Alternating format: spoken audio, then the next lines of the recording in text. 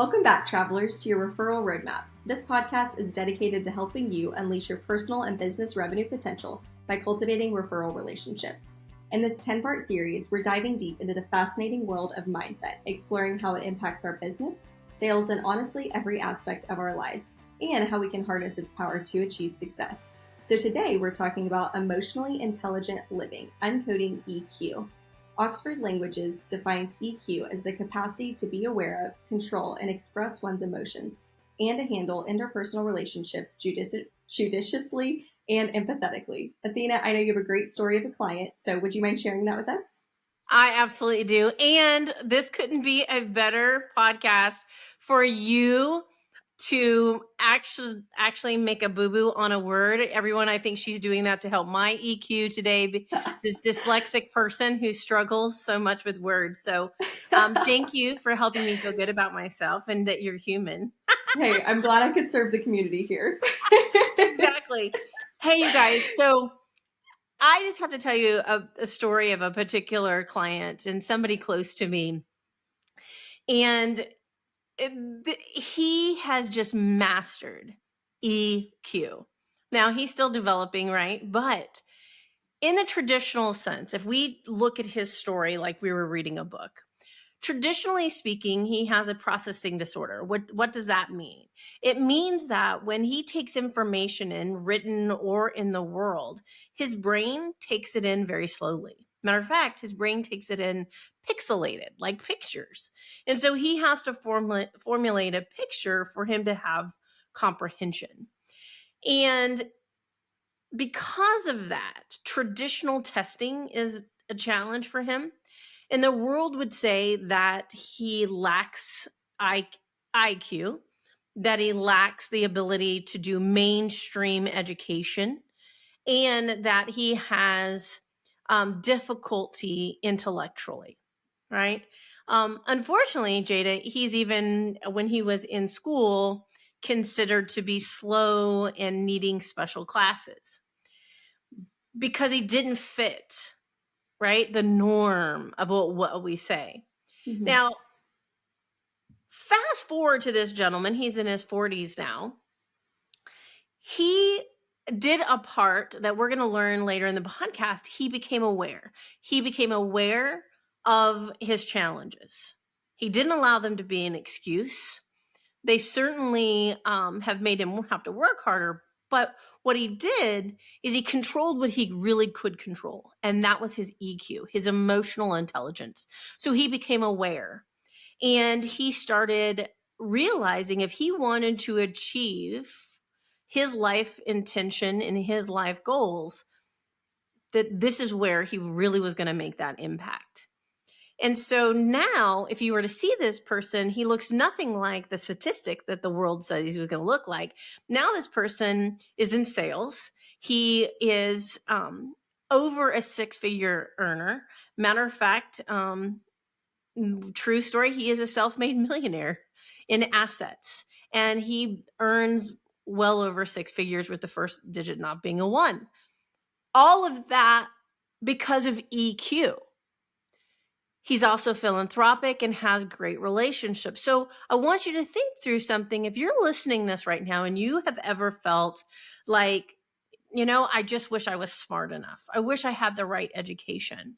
This gentleman has a GED. Okay. I wish I was better at, I will tell you, I have felt the same way.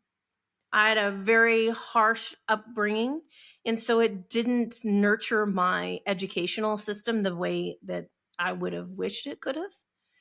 And I'm dyslexic. And so that created a lot of challenges.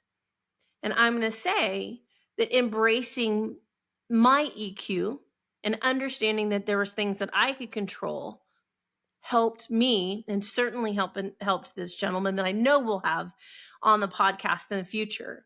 And so what Jada and I want to do today is share with you, we're going to share some science, and then we're going to share some how do we start working on our EQ? And we'll also have some resources, because I want you right now, if you're listening, you don't have to be a statistic. You can be, with the development of your EQ, whatever you dream you want to be, whatever your intention and purpose is. But Jada, I know I like to do all the fuzzy, like rah, warm and fuzzy stuff, but I know you have some research and you've done some looking into, right? Some benefits of EQ, some science. Yeah, yeah, absolutely. So yeah, I wanted to share the 5 components of emotional intelligence, but also some benefits. So is it okay if I go ahead? Bill, please tell us. Okay, awesome. So the 5 components of emotional intelligence, it's self-awareness, self-regulation, motivation, empathy, and social skills. And then I wanted to go into some benefits. There's, a handful of them. There's a lot more that I'm going to list, but going to list some benefits, and then I'll also put them in the show notes just so you guys have them. I know you may be driving in the car, walking on the treadmill, on a run outside. Hopefully it's at least decently warm where you're at. Right.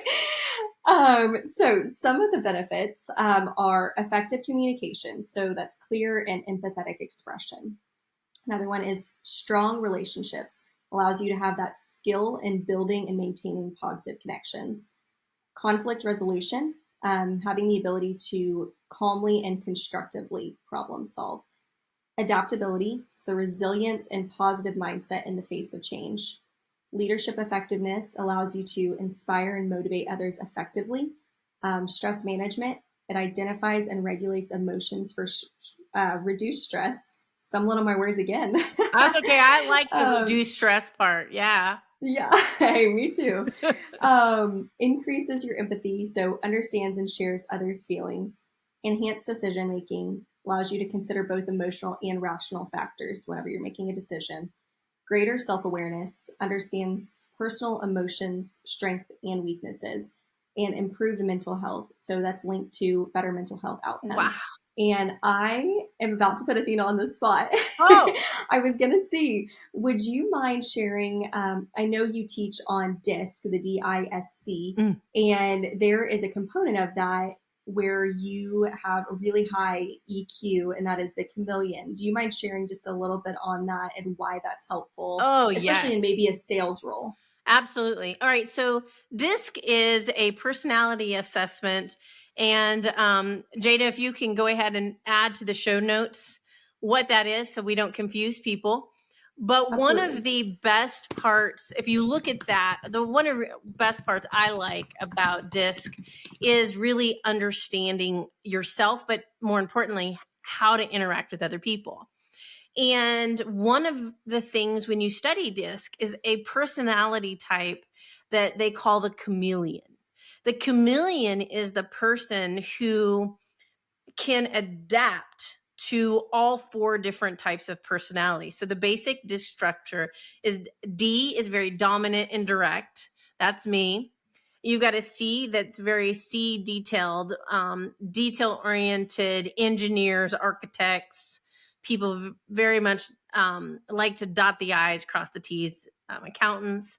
Then you've got an I, which I like to call the Tigger, like, woo, let's have a party. They love to love social interaction and life of the party. And then you have S's, and S's are people who are very they're deep thinkers, they're loyal. Educators, therapists are typically S's. And that's a very elementary, Jada. But the beautiful thing about a chameleon, and by the way, the gentleman that we talked about at the beginning is a master chameleon. So he understands how he's wired, and then he can identify how other people are. And then he has the ability to change, to adapt in order to communicate better with the person on the other side. So, for example, if he's talking to me, he, by the way, is not a big D personality. I think that's about 17% of the population. And the world is thankful that we're that small of the population because we'll run over people. But when he is dealing with me, he's very to the point, tries not to give me a lot of fluff because he knows that's not what I'm interested in. So a chameleon, why, Jada, I think that you're asking about this, it takes a lot of EQ to have the self-awareness, to understand how other people are wired, and then adapt your behavior to make other people comfortable. Think about that. EQ is about your ability to help other people, right? You understand them emotionally and adapt and make them comfortable. Now, I let me hijack this for just one more second. Think about the benefits, Jada, to that in your professional life. Now, you know, this is referral roadmap.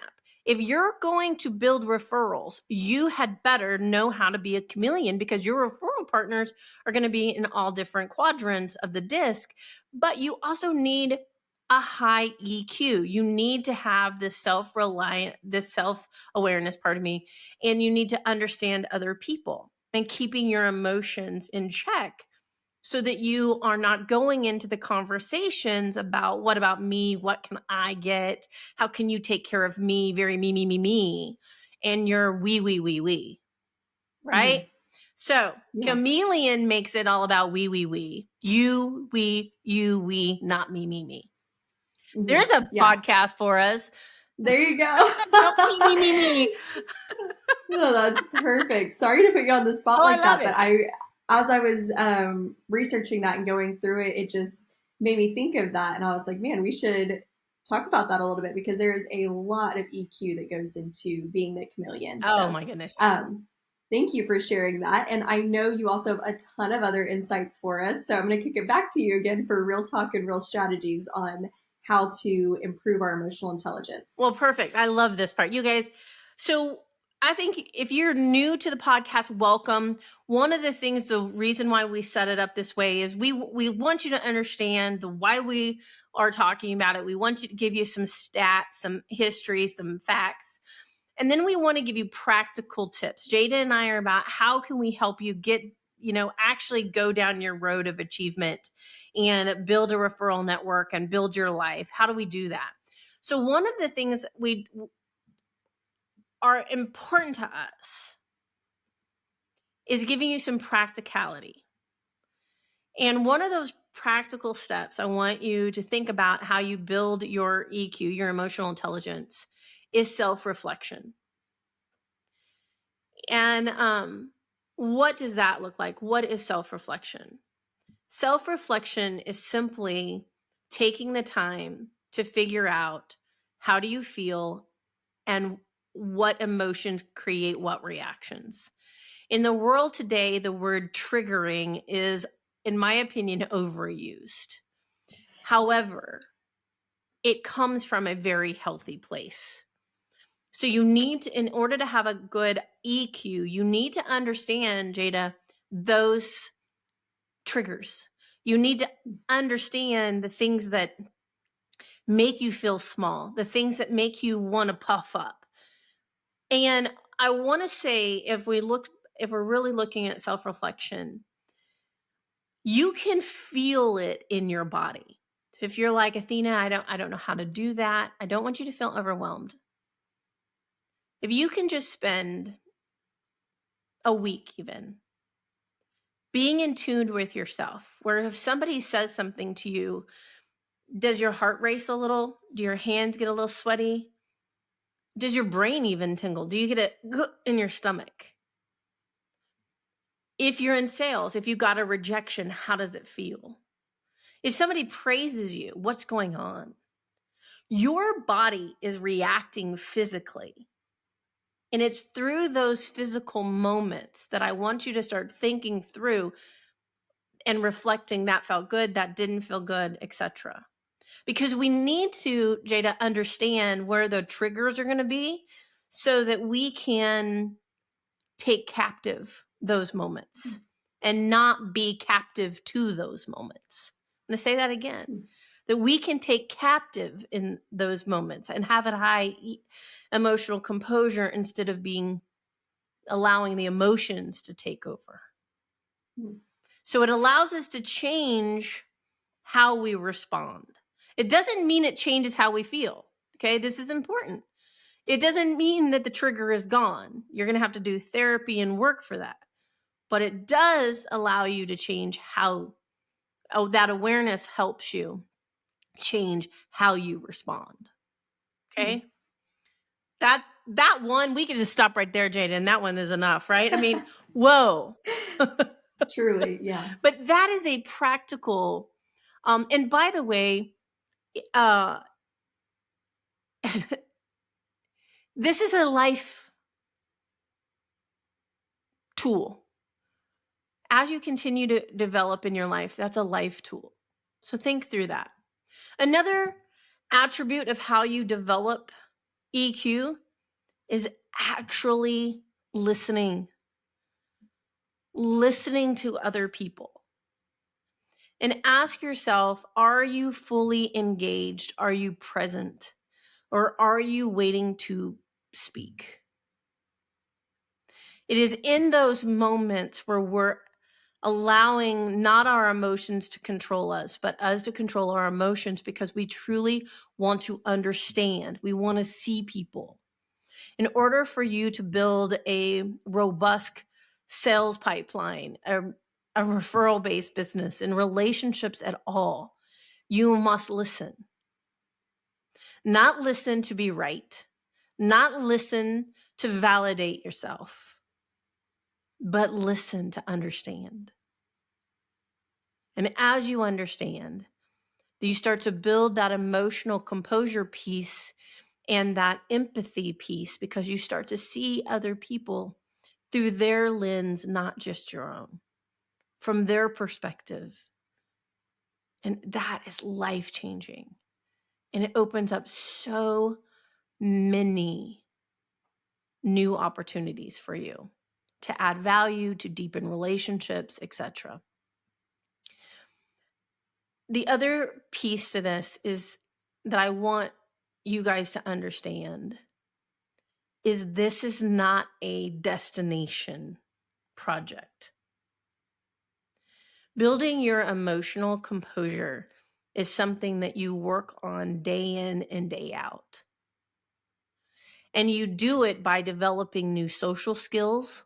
You do it by continuing to learn and educate yourself on the subject. And Jada and I will have some links for some books for you. But you always learn by practice. And so really the two biggest components here is if you do this self-reflection and you actively are listening and you want to understand people, remember the greatest gift you can give another human being is to allow them to feel seen, heard, and understood. It is through these activities, this practice, these habitual practice, and this consistent learning that you start to develop your emotional composure, your EQ. And it's through that you can defy what the world statistics tell you, and you can be more like my client and succeed anyway. And you can thrive personally and professionally. And I just am so hopeful that you guys heard this and that you'll take our advice, because I promise you, you'll unleash things about yourself that will just astound you about how amazing you are and about how fantastic the people around you are. I want to say one thing when we talk about EQ too. EQ allows you to take the traumas in your life and not be controlled by the trauma, but it's a beginning of allowing you to control your reactions to the trauma. I want to say that. EQ allows the trauma not to be in control, but it allows you to be in control. Doesn't make the trauma go away. It just makes the trauma impact on your actions reduce. And I'm going to say this as somebody that the world would classify as a survivor, an overcomer. There isn't any better reward, Jada, than saying, boom, it happened, but it didn't stop me. And that's what EQ can do. So that's the how, people. So, Jada, any questions to that? Honestly, I don't think I do have any questions. I feel like you covered it all. I'm trying to think if anything popped in my head. Well, good. I got her speechless, everybody. Well, you guys, Honestly, yeah. I love it. Count this day down. Well, hey, you guys, we want to thank you so much for being here on this journey. This is so important to us that you're here and that you've taken the time. If, again, like Jada said, if you're on the treadmill, walking at the office, whatever you're doing, the intent here is that you understand that you, with focus, determination, and hard work, education, that you have the ability to achieve your life purpose, the intention you want for your life, no matter what is going on in your life. One thing I want to say today is no matter what's happened to you or happening to you, there is a glimmer of hope. And there are parts of this world you do get control of. And one is your EQ. And we're so thankful today that you were here. And Jada, what's coming up next? Yeah, well, up next, we would love to invite you to join the Success Revolution. It is Athena's weekly blog where she gives more real talk and real strategies on how to build relationships, referrals, and your revenue. So we will link that in the show notes below. And don't forget to like and subscribe below as well. We'd love to see you next week as Athena brings us real talk and real strategies on cultivating a goal mindset. We'll see you next week. Bye, everybody.